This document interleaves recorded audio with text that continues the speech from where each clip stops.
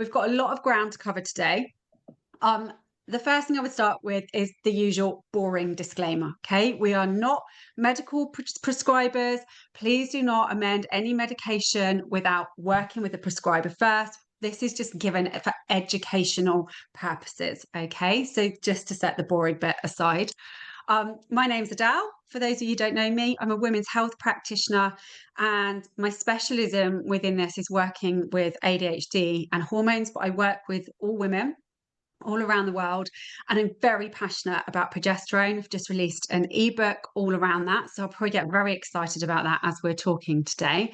And this is my wonderful colleague Jennie. Hi, my name's Jennie. I run a Facebook group. I originally started it out as just for PMDD help for women, mainly because when I hit perimenopause, my normal PMS turned into very severe PMS, now called PMDD, and I basically joined some groups and realized that the only option for many women was to just have a hysterectomy. So I didn't like the thought of that because very young women are turning to this option, and so I started a group, and I've now got 8,500 members, and I'm an independent health researcher, so I don't just do PMDD, I do perimenopause, and I help women rejig, or I help women cut. I see patterns. So I help women basically with HRT, and I also help them with, because I'm a health coach. So I sort of, and even teenage girls, I'm quite passionate about making sure that they know the system and what the system is telling you is a lie often. That's me. As you can tell, we're going to get into some really juicy stuff today. Okay. So what I would say is we've gathered some questions from the people who couldn't be here, and we've kind of structured the session around that. We're going to make this a conversation. We did think there might be the odd reference to a PowerPoint, but we didn't want to just sit and flick through slides. We wanted to have a conversation about this. And we would invite you, if there's any comments or any questions that you want to ask, please do put them in the chat. What I would say is both Jennie and I are a little bit neurospicy, I was going to say a little bit, and we won't answer them as we go because we might just end up getting a little bit distracted with that one, of course, but we will come to them at the end. So anything that you want to share, please do put it in the chat and in that space. So without further ado, let's kick off with, what is estrogen dominance? So I'm going to start with you, Jennie, because I feel like you are the queen of all things estrogen dominant. Right. Which you're going to be very humble about. I know.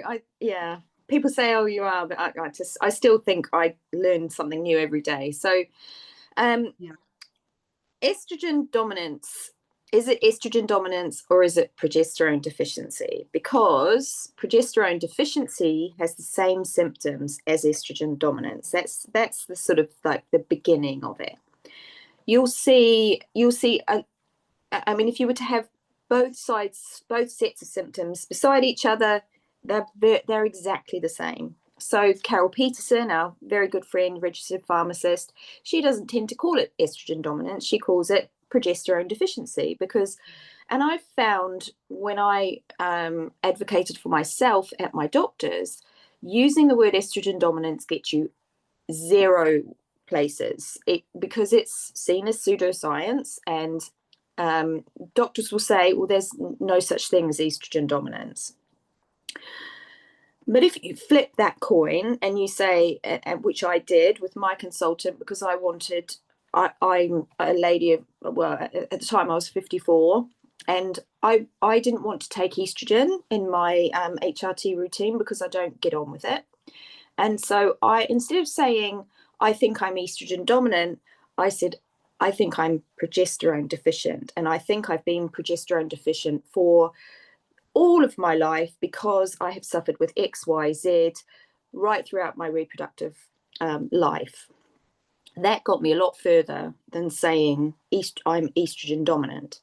That being said, it's typically something that is classified as estrogen is imbalanced as opposed to progesterone. So, it is progesterone deficiency ultimately. However, your estrogen can be really rather low, but even if it is low, you can have even lower progesterone, and it's more about, which medicine doesn't tend to do unless of course you're trying to get pregnant, and then they'll test it's called progesterone to estrogen ratio, and you can test that via, I mean, it's a crude marker. I tend to, in my work with PMDD women, I tend to see really low progesterone to estrogen ratios, but no doctor will test that. No doctor. Well, I mean, you're lucky to get a progesterone test unless you pay privately. So no doctor will test within the NHS will test progesterone because apparently it's just for having babies. So. Yeah, it doesn't matter, does it? I mean, we're obviously going to go down that road. And I think just to help, if it helps with the visual, this is a healthy cycle, okay? This would be a cycle where we wouldn't be expecting a woman to be estrogen dominant symptoms. And when we're talking about the ratios, this is the part Jennie's referring to. How much progesterone is there in relation to estrogen? So if you've worked with me, you will know that I call estrogen the party girl.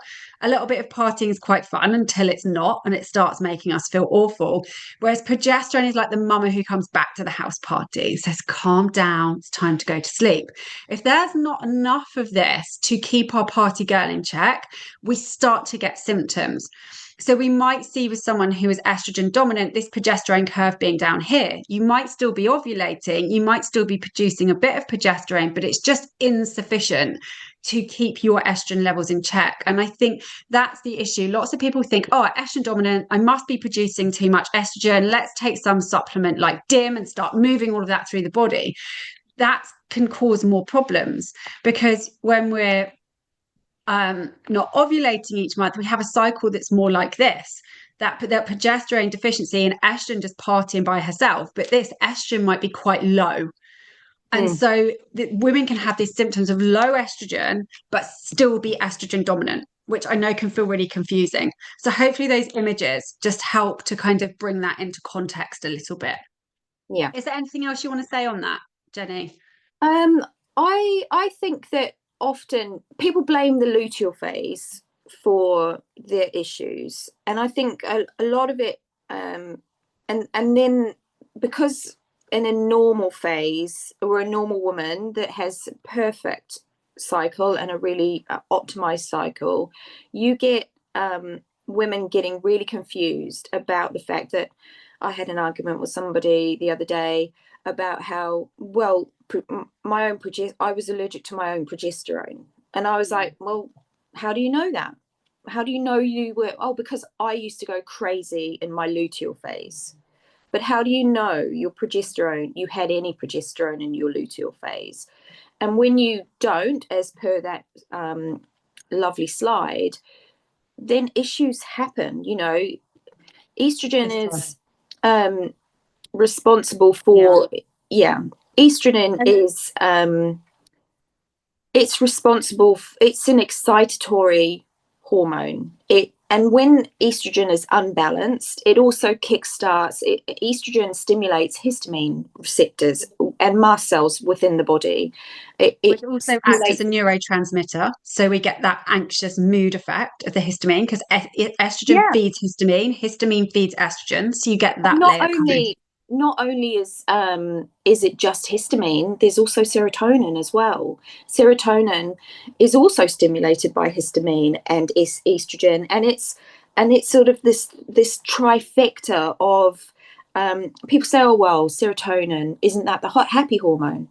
Well, actually, no. Serotonin when it's really unbalanced, it can cause depression and sort of feelings of helplessness and all these other things. So it's not just estrogen that is the issue. It's what happens when estrogen becomes unbalanced with everything else. And I think something that's really important to touch on, because the other part of this conversation is around progesterone sensitivity, which we will go deeper into. But I think it's really important on this point you touched on, Jennie, is that the intuitive, logical discussion and belief that is in the mainstream is, well, I have issues in my luteal phase, which is where progesterone's at its highest, so it must be the progesterone I'm intolerant to, right? Yeah. But which would make logical sense on a very basic level. However, you're then making an assumption that your body is ovulating every month and producing enough progesterone for you to not feel bad.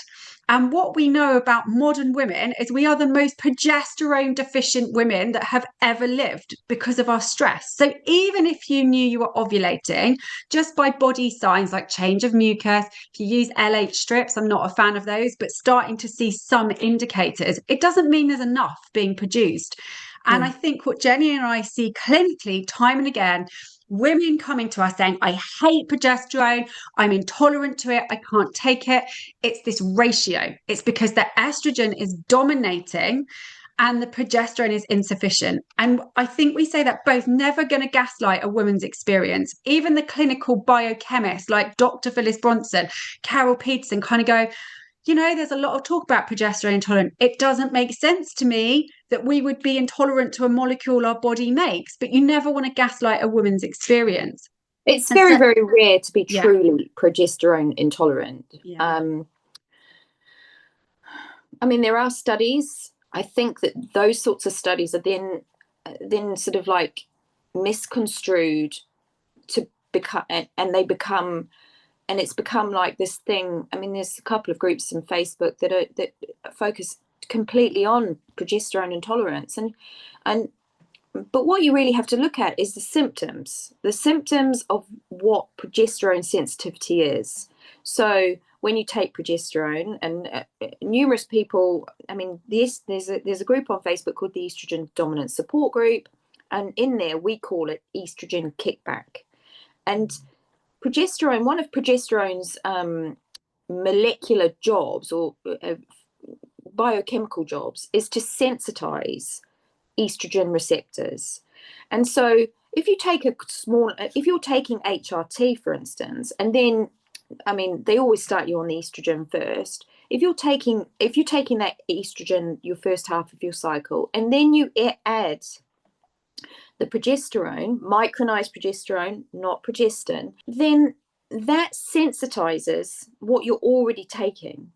And it can still happen in a normal body as well. If you don't take enough for your needs, it sensitizes the estrogen, and the symptoms of progesterone sensitivity are estrogenic: sore boobs, mood issues, not being able to sleep, all those things that everybody complains about, and people go, oh my God, I go crazy when I take it. That's the sensitization of estrogen. It's not progesterone's fault. And it's an easy blame to say that it is the progesterone, because it sort of makes sense, doesn't it? When you go into your, well, it only happens when I start taking progesterone. Well, yes, it will, because progesterone is sensitizing what you've already taken. If I don't take the progesterone, the estrogen is fine. And you're like, well, it's a logic thing. Yes, that's completely fine, because you're not sensitizing that estrogen. Those estrogen receptors aren't being stimulated. Fired up. Yeah, and so it makes really logical sense, right? I've taken 100 mg of progesterone, I've taken 200 mg of progesterone, I feel horrific. Why on earth would I take more?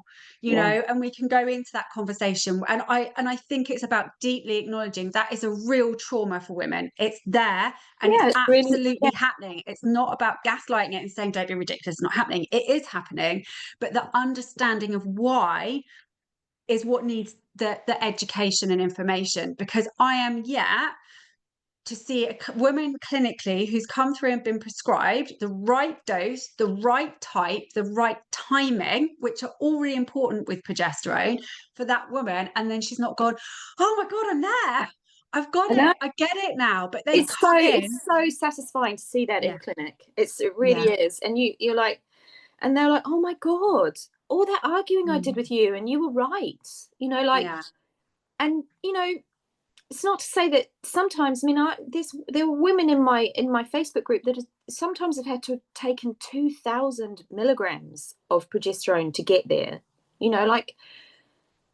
and our medical system won't prescribe it. So often women are left with having to either jump into the abyss and just do it themselves, or they're left taking a really low dose, which is doing no one any good. So it's frustrating, to say the least. But like, thankfully we've got ways and means of acquiring it, sort of through private clinics, and able to take patients to a place that the NHS won't do. I mean, I have heard of a couple of NHS consultants that have listened to their patients and said, okay, we'll give this a go. You've tried everything else. Why don't we give this a go?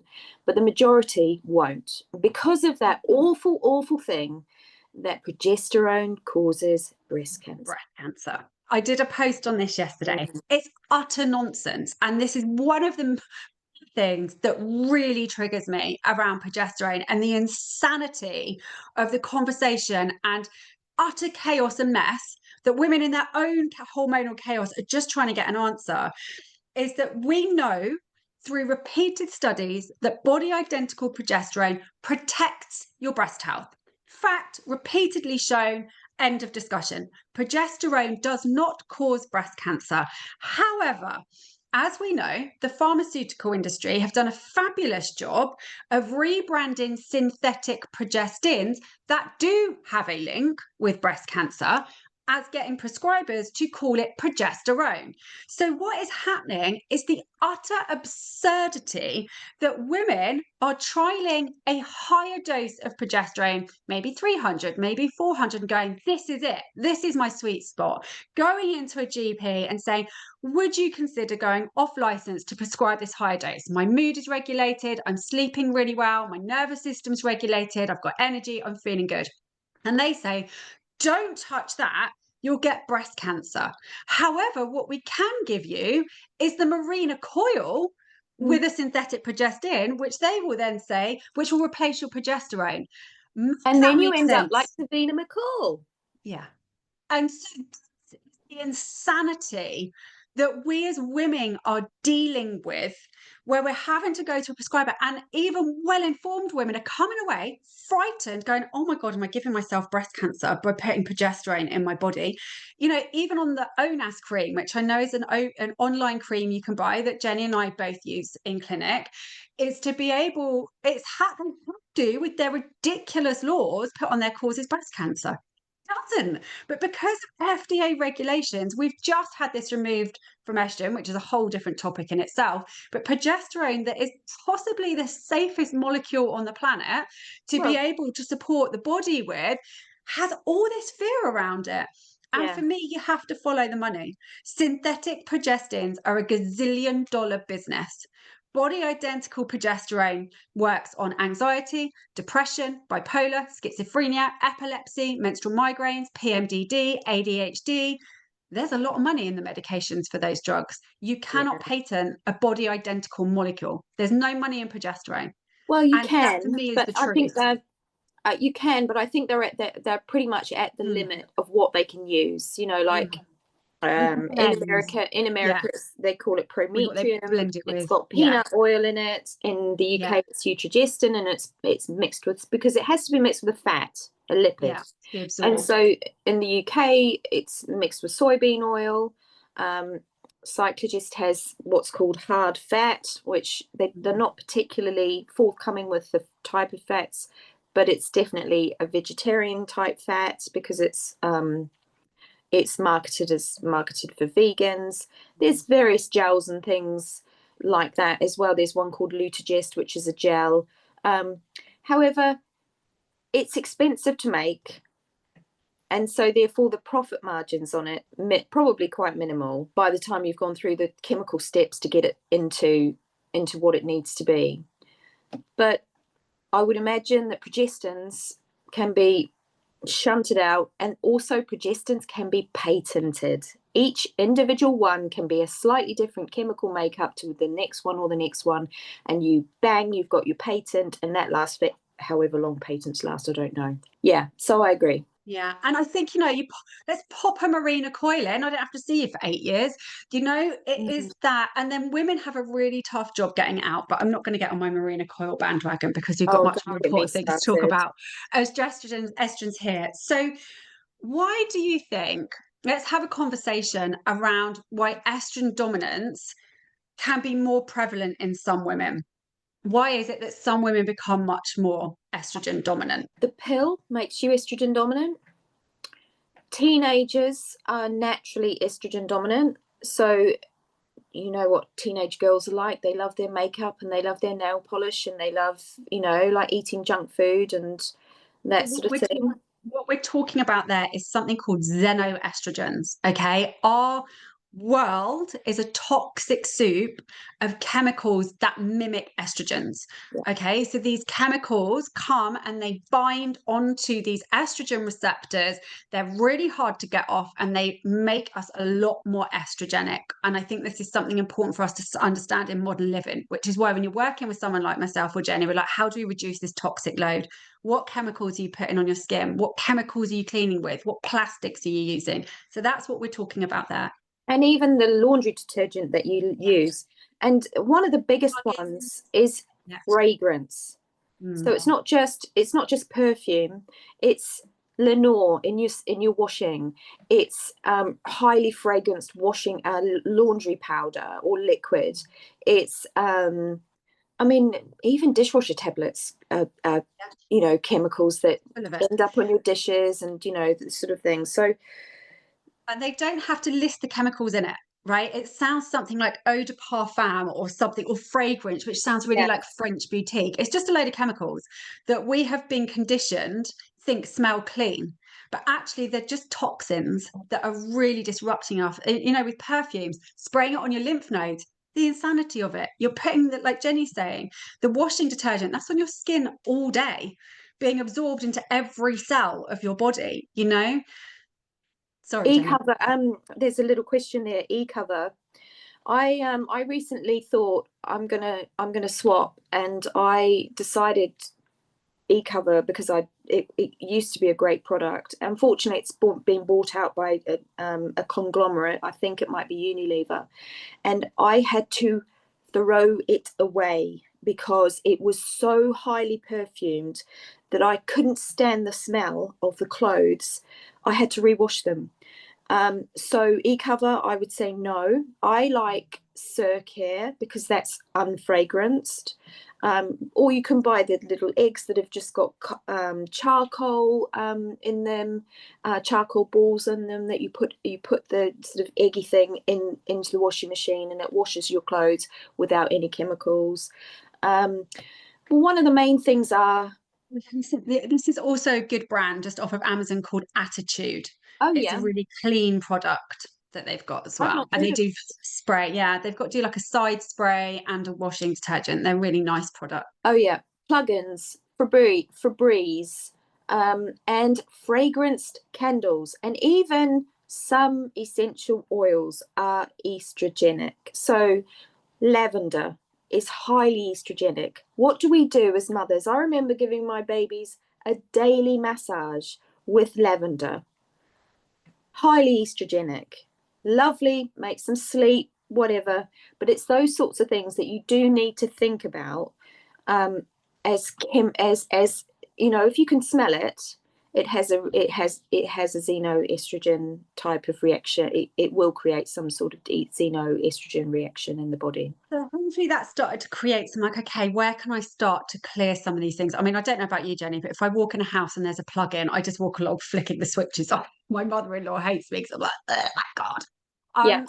But I think the other thing should we talk about is maybe a genetic predisposition around methylation and metabolizing the hormones and explaining a little bit about what that looks like. Can I just go back to the fragrances as Yes, well? of course, yeah. And what causes what contributes to estrogen dominance? One of the things that, we're not quite sure whether it's which came first, the chicken or the egg, but if you're estrogen dominant, there's a highly likely chance that you have issues with hypothyroidism. Hypothyroidism occurs when you become severely estrogen dominant. And you'll go off to your doctor and you'll say, I'm having trouble, and this, virtually every single health condition can be linked back to how well your metabolism functions, whether that's cancer or whether it's not being able to get out of bed in the morning, whether it's having itchy skin or whatever. Women that take estrogen often have quite low body temperatures, and a low body temperature and a low pulse rate can be indicative of hypothyroidism. So it's all, when you sort of think about it, the endocrine system is completely linked in its entirety, and so one will come to the other. And you can go off to the doctor and ask to be tested, and they test a marker that isn't even a thyroid marker. It's just a pituitary marker called the TSH, and then they pronounce you normal. However, that is something that's well worth looking into as part of estrogen dominance as well. So I just wanted to get that in there. What was the question? Yeah, so then I was just, did that feel methylation? Did that feel complete on you around the thyroid? That usually if we're seeing women who are estrogen dominant, we want to look at the thyroid as well. Yeah. Okay, great. But the problem is that when you go to a normal doctor, your GP, or even an endocrinologist, they are taught to just assess thyroid through the TSH, and that is inadequate. It's inadequate. It doesn't, like, you can be told that you don't have hypothyroid issues, and that your thyroid is perfect, and actually clinically you can be like this for many, many years, and you can be chasing all of the symptoms. Even anxiety and depression are often a hypothyroid issue. So I think part of women's health, that is something that really needs a lot of thought and a lot of individual investigation on your part. If you think you have a thyroid issue, you need to learn as much as you can about that yourself, because you won't get many doctors within the NHS that actually assess that well and treat you well. And I think that's really important, because also, as we're talking about estrogen dominance as a deficiency of progesterone, the thyroid needs progesterone. If you're looking at low thyroid, you're going to be looking at a struggling. If you're looking at low progesterone, you're going to be looking at a struggling thyroid as well, because 100%. We're talking about systems here, not this medical approach. That's over there, that's over there. It's a system. Hormone imbalances don't occur in a vacuum. If one is down, the system is going to be being affected. Mm-hmm. Okay, so let's move on to methylation. Interestingly though, women, so the NHS tests TSH, and they also sometimes they'll test your T4. T4 is an inactive thyroid marker. It just tells you, and what women need is, they need that T4 to being converted at our liver via methylation to the active hormone, which is T3. T3 drops with age because of the progesterone link. So when progesterone starts to decline, we get issues with T3, because T3 depends on progesterone for they both are mutually synthesis together. They synthesize together. So one of the things that estrogen dominance does is it blocks the conversion. When estrogen is dominant, estrogen is sent to the liver to be tagged, sent to bile, and then disposed of through the gut and out through the bowel.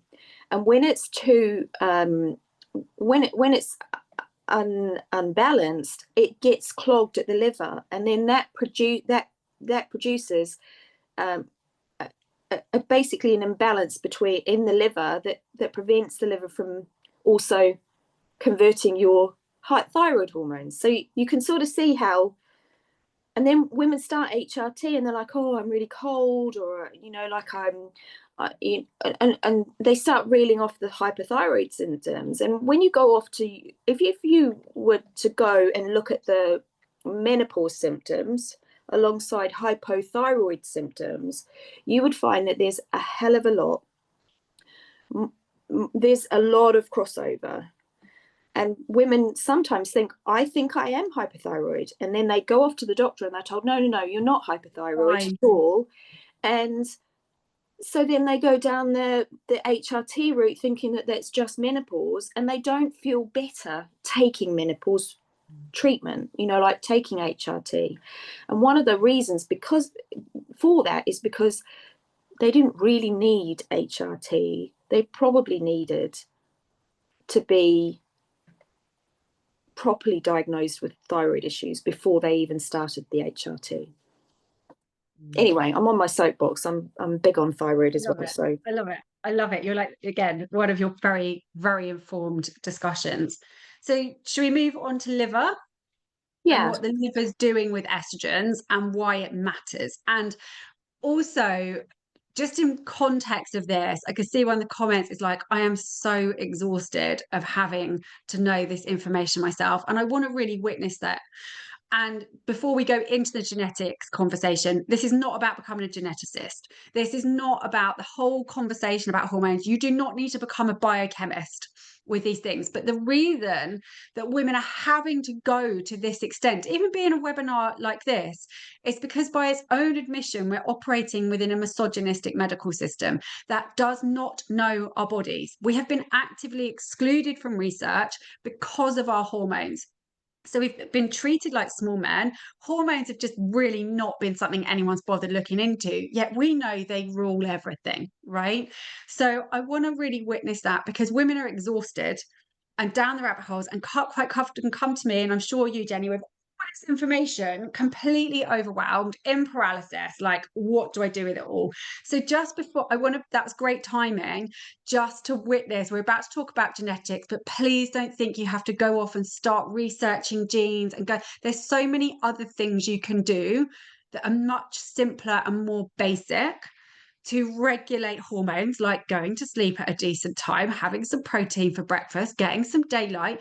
Don't underestimate these things. Yes, the genetics are going to have an impact, like we will speak about, but please don't make that your starting point.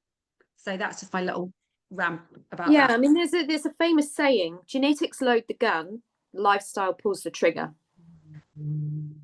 If you are the sort of person that, with ADHD women, they have a higher propensity to genetic SNPs that on the MTHFR gene and COMT as well, COMT. This means that, I'm not a great I'm not a great sort of like scholar on genetics. There's loads of people can sort of like rattle off homozygous and all these sorts of things, and I find it reasonably confusing. I just can't get my head around it. However,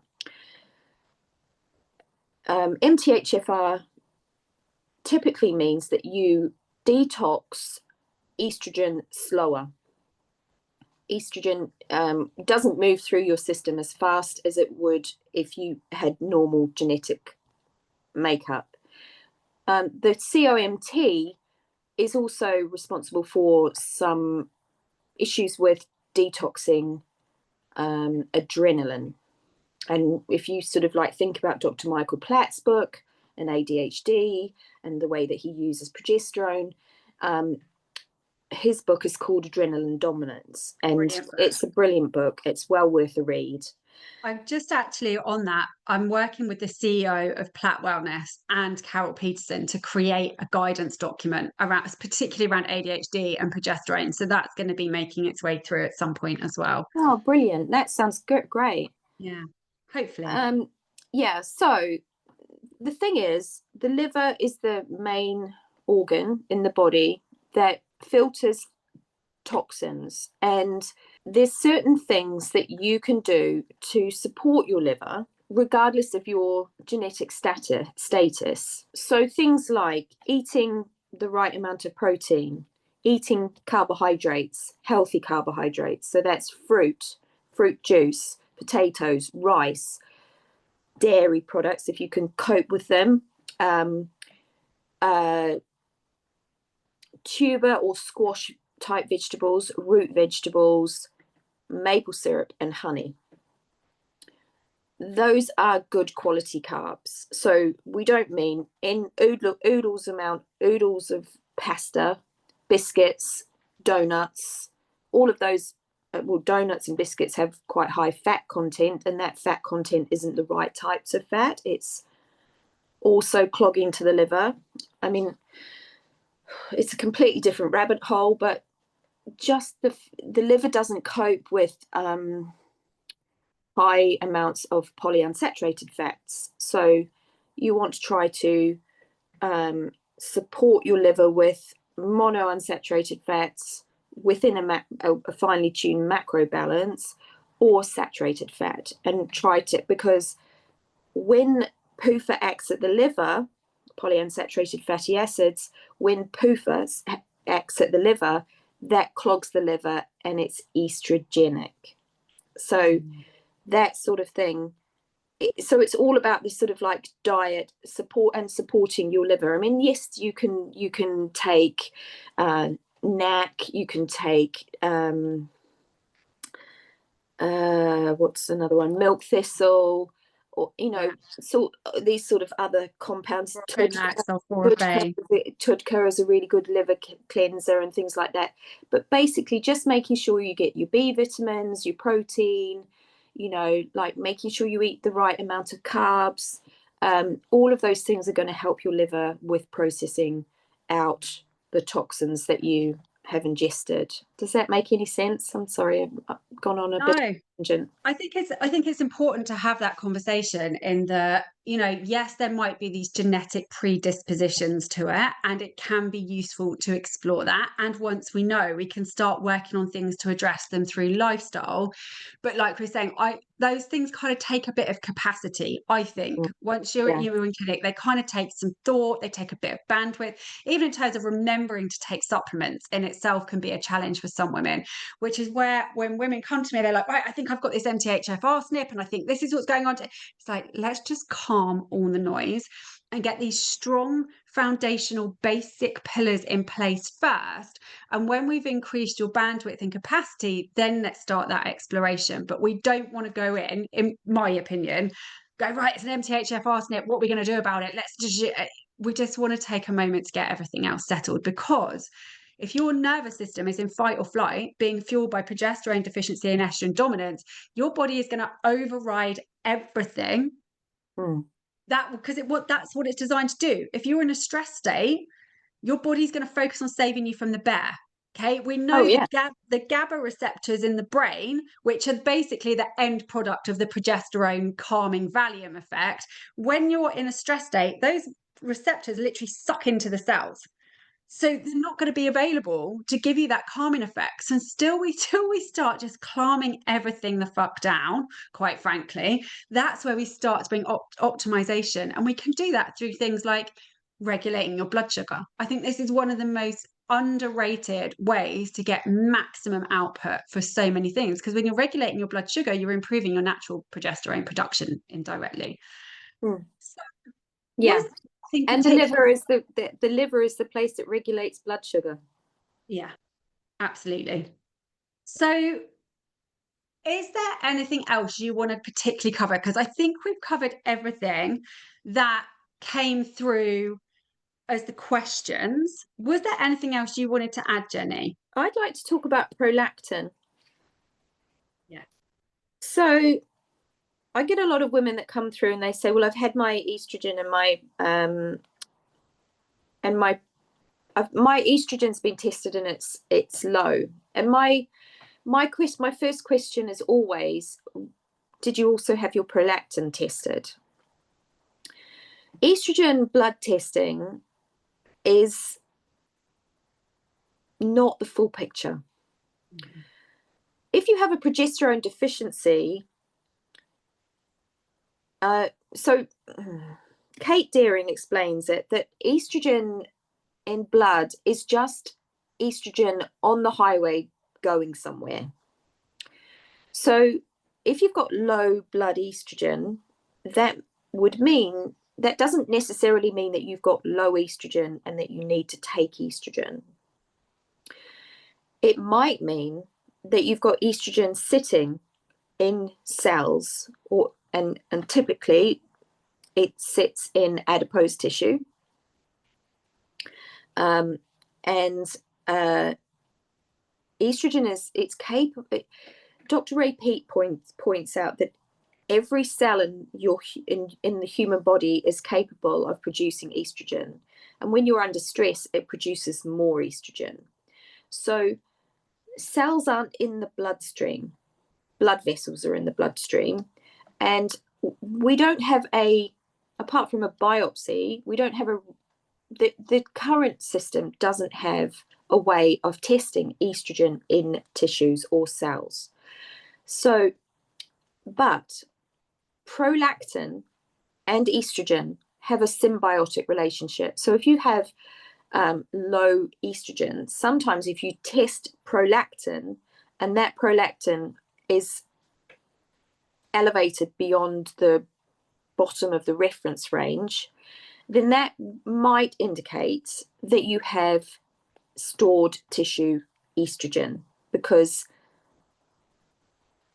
prolactin works in lockstep with estrogen. I know that's so confusing. Sorry, I'm not really explaining it properly. But I always ask people to test prolactin. Prolactin, unless you're breastfeeding, high prolactin levels, I think there's clinical studies that show that women with high prolactin are more likely to get osteoporosis, for instance. It's an inflammatory marker, and it can and it often is a marker which clinicians look at, not very often, and when they do, I mean, I've got somebody in group at the moment because I posted something on prolactin the other day, that theirs is at the very top of the marker and slightly over it, and her clinician is still saying, oh, it's fine. So, but she's having all these estrogenic symptoms. So I think if you have a low estrogen reading on anything, I would go and get yourself a prolactin blood test. Yeah. Is there anything else that you'd like to share, Jenny? You've got quite a few questions in the comments that we can go to. I can't see those. Where are they? Oh, okay. Do you feel happy to go to questions? So I've written down. Oh, why didn't I do that? So estrogen increases mitotic and secretory activity in several cells in the pituitary, but specifically the proliferation of prolactin cells. So yeah. Translate that. Basically, I'm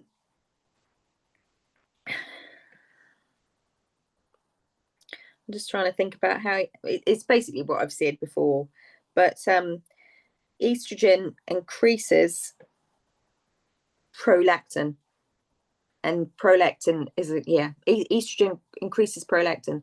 Now prolactin can be called, high prolactin can be caused by vitamin B deficiency as well, and magnesium and B deficiency also linked to low progesterone, and progesterone is a compound that lowers prolactin. So it's all connected. Thank you. So I'm going to start going through the questions. So I'd love to know more about continuous versus cyclical progesterone. I have a history of PMDD, currently in full remission from herbal medicine and clinical metabolic psychiatric ketogenic diet, and autistic ADHD. I cannot take stimulants. Wow, my GP does test progesterone and estrogen and talks about estrogen dominant phases of perimenopause. I mean, hold on to that, GP, for dear life, is what I would say there. and allow for progesterone only treatment. I mean, this is basically unheard of. So I love that. And saying there's a high amount of neurospicy, PMDD, and trans community down in Brighton, which is wonderful. Now, this is something that I feel quite passionately about, and I'm sure Jenny is going to have lots to pipe in on this around the cyclical versus continuous dosing. I think it's a real needs-led basis. What I would say from the beginning, I absolutely don't agree with this on-off cyclical dosing in the NHS. In most cases in perimenopause that I see, I don't think it serves women. The reason for that is this is what doctors and prescribers are trained in. I hate this image. It's really outdated and it causes problems. This gives the illusion that progesterone isn't doing anything in that first half of the cycle, right? But it's factually incorrect. This is accurate of what is happening. And the body is always producing higher levels of progesterone than estrogen. It's just if we ovulate, we produce tons of it. It's off the chart. Right. So this for me provides quite a strong model of continual dosing in some forms. Now, this is going to be very dependent on where you are in your cycle and your life phases, because if you start putting 200 mg of progesterone or more here, it will shut down ovulation. Okay. So if you are a woman who's in your 20s or even early 30s and you're wanting to be ovulating for fertility reasons, perhaps, you want to be really cautious about how much is being used here. But what we might do with someone in that situation who's experiencing PMDD and finding progesterone is like, oh my gosh, I'm now taking progesterone in a higher dose here and feeling great. But when I don't take it at all here, I'm actually feeling worse in this phase now. So we might look at saying, okay, perhaps 100 mg during these first 2 weeks, but you take 300 to 400 here. It's going to be different for every woman. But when I'm talking about being cyclical, that's the kind of thing I would be looking at rather than on off. I don't generally see that happening. Yeah, What I would about agree with Jenny? that. That's what I would do. Yeah. Yeah. So that's when we're talking about cycling and continual dosing. Some women do brilliantly just being on a continuous dose of progesterone with no break. Some women, and the research shows that occasionally there's some evidence that the receptors become flooded, and there's a theory that you may benefit from 2 to 7 days off to let the receptors resensitize. So it's unique to you, Yeah. and seeing what happens is what I would say. But I'm not a fan of this on off. Yeah, I think I see some women that do take a break and they go from, some of them have the good luck to have been prescribed 800 in their luteal phase only. And when you go from 800 to nothing, that's quite the withdrawal. So, I think it depends on you as a person, if you can take a break, and some people do, it's not going to just disappear overnight when you stop. It's going to sort of like take a while to residually decline. Then some people do really well on just cyclical. But if you find that you're feeling not so great, like you've got increased insomnia, or your anxiety starts to kick up, or your PMDD symptoms, you get more irritable with your spouse, or you want to kill them with a kitchen knife or whatever. Yeah, then you may need to think about whether or not you do need to have a little bit in the follicular phase. The other thing that I would say is PMDD doesn't come just on its own. You've often got other symptoms like heavy bleeding. Mm. And I was a heavy bleeder. I've always been a heavy bleeder. And I didn't know this until Carol Peterson pointed it out to me, that heavy bleeders have less progesterone in their follicular phase, and that allows estrogen to lay down a thicker uterine lining. And she suggested to me that I needed to use my progesterone in my follicular phase as well, to try to dampen down the effects of estrogen laying down such a thick lining. Now, I was in my late 40s by that point, and I was having numerous issues with PMDD and perimenopause. And one of my worst issues was constant bleeding, clots, and those sorts of things. But I wish I'd found out about that much, much earlier, and I wish I could have tried to fix what was actually happening in my 30s, as opposed to, you know, when I got to the point of no return. Thank you, Jennie, for sharing that. Okay, Lucy, I'm curious about how hydration plays into hormone effectiveness. Is there science behind hydration being important for the hormone molecules to behave their best, travel, and be absorbed properly in the body? I've not seen research on that, but what I know about the body, I would say yes, absolutely. You know, if the body's dehydrated, the system, the lymphatic system, the circulatory system that moves the hormones around the body is simply not going to be as effective, and the cells aren't going to be as juicy to be able to absorb and move them through as they need. Have you seen anything, Jennie? I haven't actually seen anything specifically about hydration, but I know sodium is very important when you're hydrating. I don't ever drink water on its own. I always drink water with electrolytes, which I use. I don't really drink loads of water. I drink orange juice and coconut water mixed together with salt. And if I do have water, I have a pinch of Maldon sea salt in it. So you've always got that sort of like the mineral replacement. If you drink large volumes of plain water, non-filtered as well, which is not great, due to the chemicals in it, I think it basically, it just flushes your kidneys through, and it's not helpful really to anybody. I mean, I used to be a person that drank 2 liters of water, sometimes more, every day, and thought it was the best thing, but I was always on the toilet and I was not very healthy. So I think if you're going to drink large volumes of water, you need to make sure you're replacing the salts that are being lost. Lovely. And the next question, Jennie, which I'm going to leave totally to you after your latest Facebook post, is there an estrogen and breast cancer link? My friend has been on blocker meds because of her cancer history. It's very relevant right now with the recent removal from estrogen HRT warnings. The warning around cancer has been removed. So I'm going to leave the stage to you, Jennie, for this. Oh, all right, where do you start? It's okay. So if you think about this logically with a critical mind, estrogen is classified as a growth hormone. It grows babies.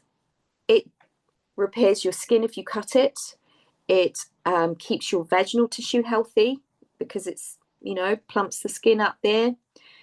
However, when it's overdosed and not opposed by real progesterone, it still acts as it still does its biological job, which is to grow things.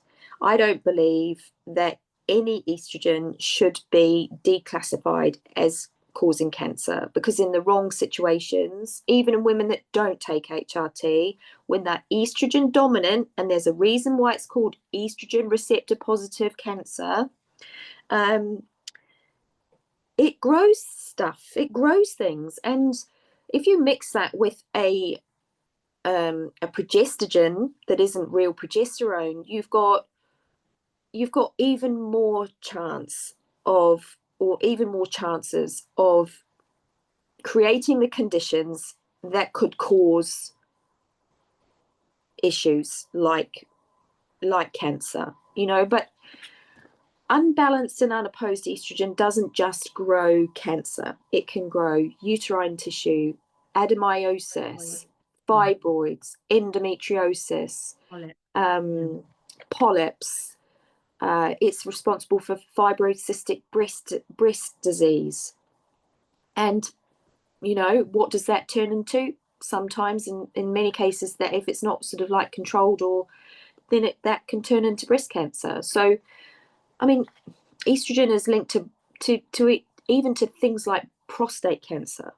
You know, like men that get prostate cancer are told that it's the testosterone that's causing the issue. But if you think about it, why aren't all the really healthy, high testosterone men in their 20s getting prostate cancer? It doesn't make any sense. And any of it, all of it, the narrative around it is created to be able to create new drugs that earn money. And, yes, estrogen blocking drugs like tamoxifen, for instance. Tamoxifen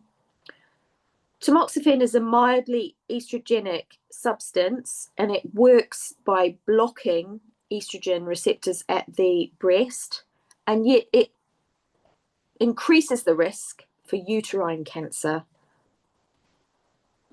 I don't know what the percentage is, but women are told, or should be told, that if they're taking this medicine and they're still menstruating, they need to be very careful and tell their consultants if they start bleeding, having any changes to their bleed or anything like that. So, yeah, I don't know if that's answered the question. Thanks, Jenny. I'm conscious we're coming up to the end of the hour. So if any of you need to leave, please do. I want us to work through these questions, which I'll capture on the recording. But I just wanted to keep that safety of the timing and recognise that for everybody. So if you do need to go, thank you very much for joining us live. And I will get this out as soon as possible. I'm just waiting for my PA to pop me the email addresses. So as soon as that is, I will get this out. But thank you to those of us who joined us live. And we'll continue going through the questions for those of you who'd like to stay. So I'm pretty sure, due to my history with my cycle, that I suffer with estrogen dominance. I've been on bioidentical HRT for nearly a year, but when I take progesterone, I get terrible sinus problems and migraines, which I have read is likely linked to the progesterone. These only last whilst I'm taking the progesterone. Is this still likely to be sensitization to estrogen? Yes. Yes. Short answer, yes. Short answer, yes. What you could try to do is to have your estrogen dose when you start the progesterone. See if that makes a difference. Carol Peterson often recommends that women that have issues with progesterone, when they start taking it, to halve the dose of the estrogen. When you actually really think about it, when you look at your slides that you've been showing, estrogen peaks at ovulation, and then it has a mini peak and mini rise mid luteal phase. Those are the only two times that it was the other one, I think. 1 and 2. Yeah. Yeah. So those are the only times when estrogen is ovulation is typically a time when estrogen peaks, and it's literally hours, and then it's opposed again. And the reason that is done is, or the reason that the body does that, is because it knows that estrogen is a growth hormone. Why do we need to be dosing women with a consistent dose throughout the month, especially in the luteal phase, when in a normal woman's cycle, progesterone should be the dominant hormone, and we aren't recognizing that? We're just blanket filling women with estrogen, and estrogen kickback will happen when you add progesterone to it. So yeah, there you go. That's the answer. Thank you. And in case of HRT, when you take a higher amount of progesterone, do you also need to have to increase estrogen? No, you absolutely don't.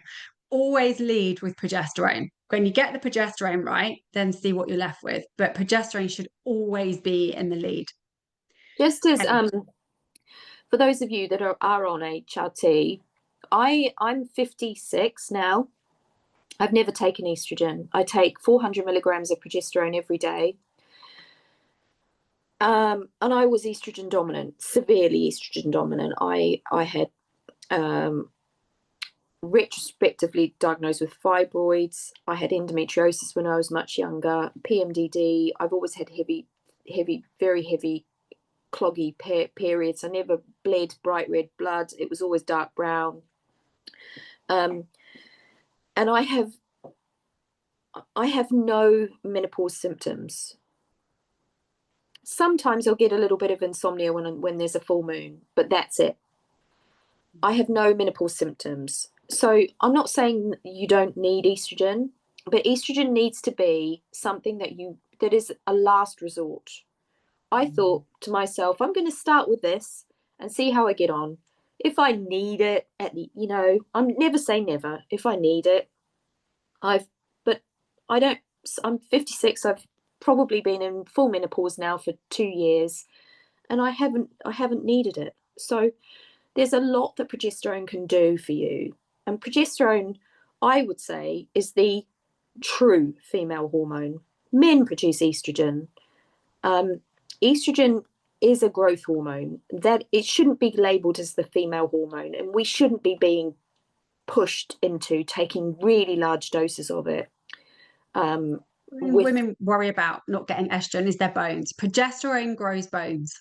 Okay, we need to move away from this narrative that it's all about estrogen. It's not. Yeah, and there's no Okay. there's no actual evidence, as much as they've tried to manufacture it, that estrogen prevents dementia or anything else. Yes, estrogen is involved in bone health, but I personally think that I'm probably producing enough of my own estrogen. I've got areas of fat deposits where I would love them not to be, but there's estrogen in there. So I think that, this constant sort of like push and fear mongering into the fact that if you don't take it, you're gonna end up in a nursing home with broken bones and with with dementia, and not knowing people's names, is fear-based marketing. So yeah. Okay. Thank you.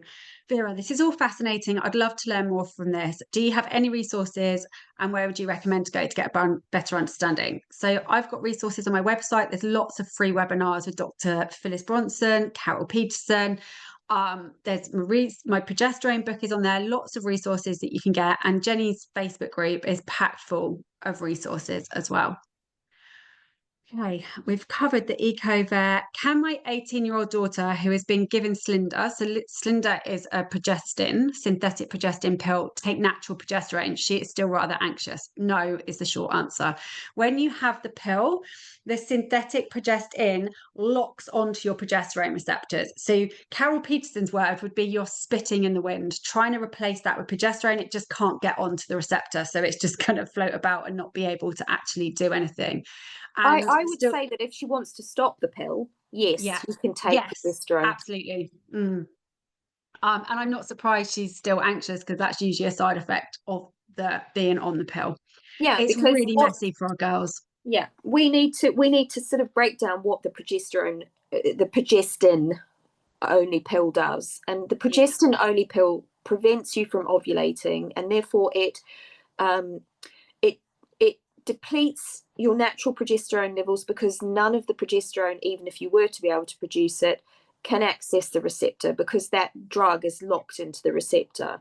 Then because you've then started to deplete your progesterone levels, your estrogen levels naturally become unbalanced on the pill. And it doesn't matter whether it's an estrogen combined pill or whether it's a progestin pill, it still happens. And it's an under the radar type thing that starts off slow. But then I spent 2 decades on progestin medications thinking I was taking progesterone. And I literally was so flabbergasted and horrified and mad that I'd been told that I was taking this apparent hormone, and I was really just taking a chemical that basically started causing all my problems, my endometriosis, the fact that I was so, like, the pill's been studied and found to be how you like you it changes how you even look for a mate. And Yeah. there's so many really bad things about the pill, and that's the only thing your doctor will offer you. At 18, they will say, oh no, she can't have real progesterone. So unfortunately, you have to look outside the box. You have to go um, and source it yourself. But yes, if it was me at my 18-year-old self again, and I knew this stuff, I would go for natural progesterone. As far as like for anxiety, you just have to dose it, keep dosing it until the anxiety disappears. Yeah. Sorry, there's no magic answer there. Contraceptives is the bane of women's lives, I think. Okay, so is there a list of things to create of xenoestrogens to avoid? I would use an app like Dirty because you can go in and scan it and see how clean a product. The list of xenoestrogens is gazillions long. You just need to look. Go. The app has done the work for yourself. You can test the products that way as they're on like a RAG system. I have gallstones and manage them through diet, but would HRT make this harder? This is a really interesting one. Um, because I'd love to hear your views as well, because I think estrogen dominance and gallstones have an absolute relationship. Yeah, they do. We want to be really mindful around estrogen HRT being brought in there. One of the things I can see with progesterone is it can be a relaxant. It's a muscle relaxant, so you might notice things moving about a little bit when it comes to the gallbladder and the pressure there. Just something to be mindful of. Is there anything you want to add on that, Jenny? If you've got gallstones, estrogen is very much implicated in the development of them. I mean, gallstones is something that is a side effect from taking the birth control pill, and many women find they need their gallbladders removed because of birth control. I think promoting liver health and bile flow is something that, because the gallstones build up because the bile's not flowing quick enough. So you can take there's certain supplements and things that you can get. Kitty Martone from the Estrogen Dominance Support Group has a really great detox course, and it's, if you do a short, there's two courses. One's a wee bit more expensive than the other, but the 2-week one is $25, and it will give you a really good way, a really good insight as to what you can do, like things like castor oil packs over the liver, and to help with all. I mean, it's just, the Americans have got a lot more information about these sorts of things than we do here, especially within our NHS. I mean, it's changing slightly now, but it really I think improving liver health, and then if you drink alcohol, stop, and sort of, there's obviously certain sort of like supplements that can help with improving bile flow as well. Tudka and taurine is a good one as well, because both are very supportive of liver. And Tudka is TUDCA. You have to start quite slowly with it because it can be quite potent, but it's a combination of taurine and ox bile, and it's apparently really amazing. So those sorts of things would be something that I would think about. Thank you. I'm learning so much. Thank you. This should be accessible to all perimenopausal women. Thank you. Lindsay, I feel way more empowered and knowledgeable since working with you, Adele. Thank you. So, in case of slow detox, your body stores estrogen. My doctor says it would be visible in the blood works, and I have a low estrogen level. She keeps increasing my estrogen dose of HRT. I'm hoping that the way Jenny's answered that about it being stored in the tissues and not being picked up in the blood has helped to answer that. And I would say I cannot stand this approach to HRT. Oh, there's a problem. Let's up your estrogen. Let's up your estrogen. I'm hoping from today, you've realized why we would absolutely not support that approach. What else is going on that doesn't need more estrogen being pumped into the body? Estrogen for me is the last thing that I even want to be considering with a woman. There is so much more that needs looking at, but unfortunately this is a very common approach to managing HRT. Yeah, I mean, the Louise Newsom approach of testing, saying that you mustn't be absorbing because it's not in your bloodstream, and then giving off license amounts and ignoring women's feedback about what that's causing is a terrible approach. And it's unfortunately percolated into most of private practice. And because she's been offering this freaking free HRT course for doctors, you often get the same sort of thing filtering into your NHS as well. So if it was me, I would go out and pay for a private prolactin test and see where you are. Prolactin needs to be towards the bottom end of your marker. And I'd also look at, I mean, we've not really mentioned how to detox estrogen well. I like Whole day retreat, Jenny. That's what I've decided. and We've got so many questions here, and I'm going to draw this to a close in about 10 minutes, and we'll get through what we can get through here because there's just so much of it. Let This me is just perfect. mention, so something that can really help with your detoxing of estrogen is a simple, raw, grated carrot salad each day. So endotoxin is something that builds up in the gut when you get a lot of, like endotoxin is also called lipopolysaccharide, and it's inflammatory. It can get through the lining of the gut into the bloodstream. It's not great stuff. It Horrible. basically, if researchers want to cause inflammation and cause disease, they inject animal subjects with this thing called lipopolysaccharide.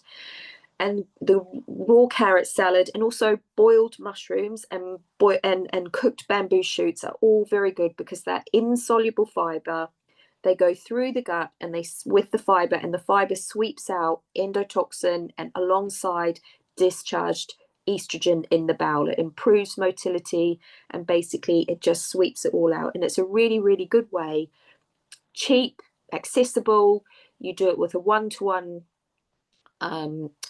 dressing of olive oil and apple cider vinegar. You can I add lashings of salt to it and some honey, and it's brilliant. And you eat it away from food as a snack once a day, and you should be good to go.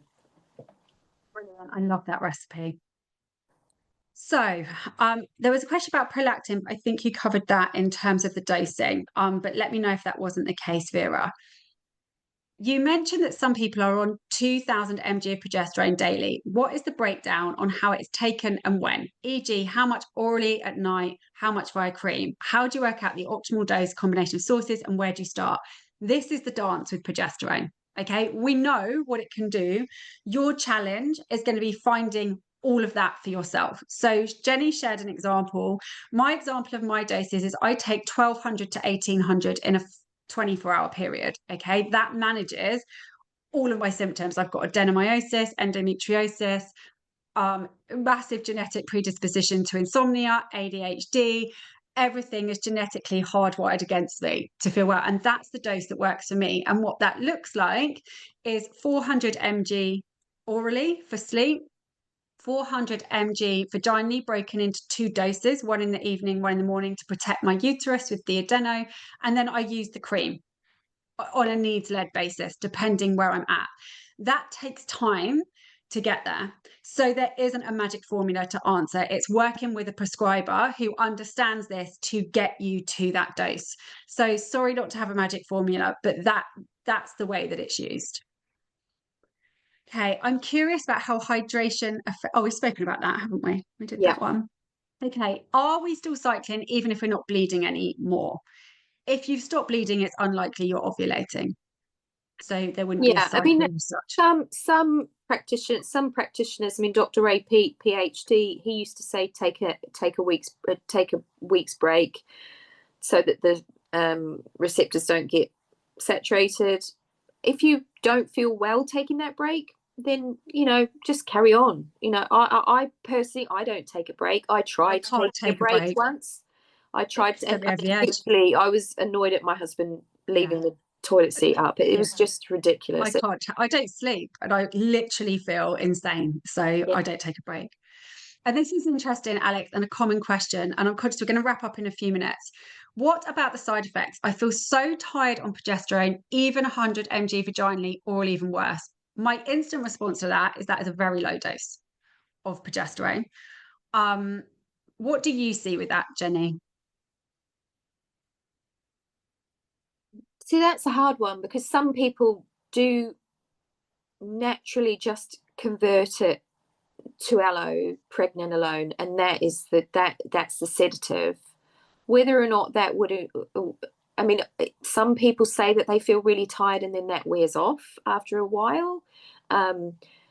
Some people still, after 3 months, they're still feeling tired. So it's individual, I think, on how it's metabolized to a certain degree. But 100 milligrams is a low dose. Are you taking estrogen with it? Is it on its own? Are you eating enough during the day to sort of, Relating properly. yeah, Yeah. to yeah, yes, with estrogen, yeah. So Probably needs a bit of a deep dive, I think, is our yeah, honest answer of looking at what's yeah, going on that for isn't you. something I could give a Yeah. complete. There's so many elements to it. Vera, perhaps I missed this, but could you explain progesterone sensitivity? So that was when we were at the start of the webinar talking about Dr. Phyllis's review on this and estrogen kickback. That tends to be what we see is it's too low a dose, sensitizing the estrogen receptors, and it's estrogen kickback rather than true progesterone sensitivity. But if you can't find that, have any more questions, Vera, just come back to us. Peter, I'm not going to be able to go through that, I'm afraid, but you're very welcome to reach out to us. Can you recommend any prescribers, and would you and Jenny do that and take clients? Yeah, we both take clients. The prescriber I run my clinic with is Dr. Ardil through Derma Medica. He's the polar opposite of me. He's very quiet and inward and reflective, but he's wonderful when it comes to progesterone. What about you, Jenny? I don't prescribe, but there are ways and means of getting it to be able to. What I like to do is to educate women to advocate for themselves and make their own decisions. I think that, you know, taking your health into your own hands and not specifically getting somebody to do it all for you is, you know, you've got to learn. You've got to learn. This is your body, and you really do need to learn about what this does to you. And everybody is individual. Progesterone itself is an incredibly safe hormone, and there are ways and means. I mean, it's available over the counter in places like Spain and Portugal and Malta and Turkey. It's just restricted here because we've got this outdated view that it causes cancer. And so, you know, like there are ways in me. I mean, I recommend owners to anyone that needs it. So I don't have a prescriber that I work with. If you really want to, certainly in my group, if you really want to work with somebody that does do prescribing, I often say to go to Adele in the clinic. Perfect point to stop, I think, Jenny. Jenny, just been asked, what's the name of your Facebook group so everyone can join? Oh God, it's called. Is there going to be notes? Yes, we can send it out. If you can send me the link, I'll put it Yes. out with the email with the It's recording. called PMDD /PMS/healthy hormone options, I think. I'm thinking about changing Jenny, the name. lovely title. I know. I'm thinking about changing the name, but I still can't come up with one that is half Yeah. decent, that sort of Well, encompasses thank everything. you. Thank you, Jenny, for being here with all of your knowledge. Thank you, everyone, for turning up live. I'm sorry if we haven't got to all of the questions, but we are here and really hope there's something really outstanding for you. Do pop us an email with that. And really hope that the information was useful. The recording will be coming out as soon as possible. So Thank you, thank you everybody, for all. attending. We really appreciate it. Bye. Bye.